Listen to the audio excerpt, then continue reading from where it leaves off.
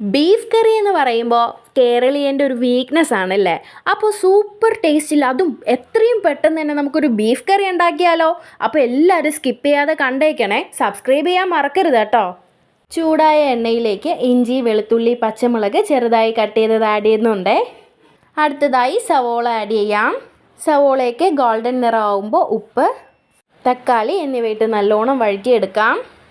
മഞ്ഞൾപ്പൊടി, മുളക് പൊടി, മല്ലിപ്പൊടി, ഗരം മസാല, മീറ്റ് മസാല ഇതെല്ലാം കൂടെ ഇട്ട് നല്ലോണം വഴറ്റിയെടുക്കാം. ഇതിലേക്ക് കുക്കറിൽ വേവിച്ച് വെച്ചിരിക്കുന്ന ബീഫും കൂടെ ആഡ് ചെയ്ത് നല്ലോണം ഇളക്കിയെടുക്കാം. 10 മിനിറ്റ് മൂടി വെച്ച് വേവിച്ചെടുത്താൽ നമ്മുടെ അടിപൊളി ബീഫ് കറി ഇവിടെ റെഡി ആയിരിക്കുകയാണ്. അവസാനമായിട്ട് കറിവേപ്പിലയും മല്ലിയിലയും കൂടെ ഒന്ന് വിതറി കൊടുക്കണേ. നമ്മുടെ ബീഫ് കറി ഇവിടെ സെറ്റ് ആയിട്ടുണ്ട്. നമുക്ക് സെർവിങ് ഡിഷിലോട്ട് മാറ്റാം.